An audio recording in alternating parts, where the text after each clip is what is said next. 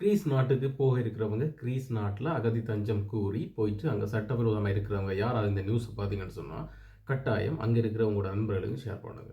அதாவது இந்த மாதம் உங்களுக்கு தெரியும் பாராளுமன்றத்தில் நிறைவேற்றப்பட்ட புது இமிகிரேஷன் சட்டம். இந்த சட்டம் என்ன சொல்லுதுன்னு சொன்னால் கிரீஸ் நாட்டில் அகதி அந்தஸ்து கோர்றவருக்கும் அங்கே தண்டப்பணம் வரப்படும், குறைஞ்சது 2 தொடக்கம் 5 வருடங்கள் சிறையில் அடைக்கப்படும். இவங்க இந்த சட்டத்தினூடாக என்ன சொல்ல வராங்கன்னு சொன்னால் இந்த நாட்டில் சட்டவிரோதமாக குடியேறும் இந்த அகதிகளோ சரி அல்லது தெரியாமல் குடியேறி அங்கே கிரீஸ் நாட்டில் தங்கியிருக்கிறவங்களோ சரி இந்த நாட்டை விட்டு மிக சீக்கிரமாக அவங்களாவே ஓடணும். அதுக்காகத்தான் இந்த சட்ட திருத்தங்கள்.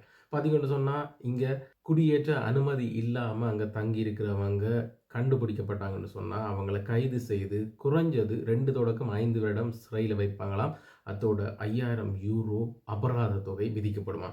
இப்படி இவங்க சிறையில் வைக்கப்பட்ட இவங்கள்ட்ட எப்படி 5000 ரூபா அபராத தொகை வைக்க மாட்டோம்ல. ஸோ அதுக்கு அந்த அரசாங்கம் தான் முடிவெடுக்கணும். அது எப்படி எங்கேருந்து வரும்னு சொல்லி தெரியல. அடுத்தது பார்த்தீங்கன்னு சொன்னால் அகதி அந்தஸ்து கோரி விண்ணப்பிக்கிற சந்தர்ப்பத்தில் நிராகரிக்கப்பட்டால் ஏற்கனவே இருந்த 25 நாட்கள் காலவாசம், அதாவது அகதி அந்தஸ்து கோரி நிராகரிக்கப்பட்ட பிறகு 25 நாளுக்குள்ளே நீங்கள் கிரீஸ் நாட்டை விட்டு வெளியேறணும். அது இப்போ 14 நாட்களாக குறைக்கப்பட்டிருக்குது. அதை விட பார்த்தீங்கன்னு சொன்னால் விருப்ப வெளியேற்று காலம்னு சொன்னால் அதாவது அகதி அந்தஸ்து நிராகரிக்கப்பட்டாச்சு, ஓகே நான் ஒரு 6 மாதம் இங்கே இருந்துட்டு போகிறேன் அல்லது ஒரு 4 மாதம் இங்கே இருந்துட்டு போகிறேன்னு சொல்லி கேட்கல. ஏற்கனவே 120 நாட்களாக கொடுத்த அந்த விருப்ப காலம் இப்போ 60 நாட்களாக குறைக்கப்பட்டிருக்கு. அதையும் குறைச்சிட்டாங்க. அதோட பார்த்தீங்கன்னு சொன்னால் உங்களை கண்காணிப்பாங்க. அதாவது நீங்கள் அப்படி இருக்க போகிறீங்கன்னு சொன்னால் கூட அந்த நாட்டுக்குள்ளே நீங்கள் வெளியேற காலப்பகுதி வரைக்கும் நீங்கள் என்ன செய்கிறீங்க, ஏது செய்கிறீங்க, குற்றவாளி எதுவும் குற்றச்செயல் செய்கிறீங்களா, நல்லது செய்கிறீங்க, கெட்டது செய்கிறீங்க, சகலதையும் கவனிக்கிறதுக்கான அனுமதியும் அங்கே பெறப்பட்டிருக்கு. அதே வேளை உங்களோட நிர்வாக தண்டனை காலமும் நீடிக்கப்பட்டிருக்குது.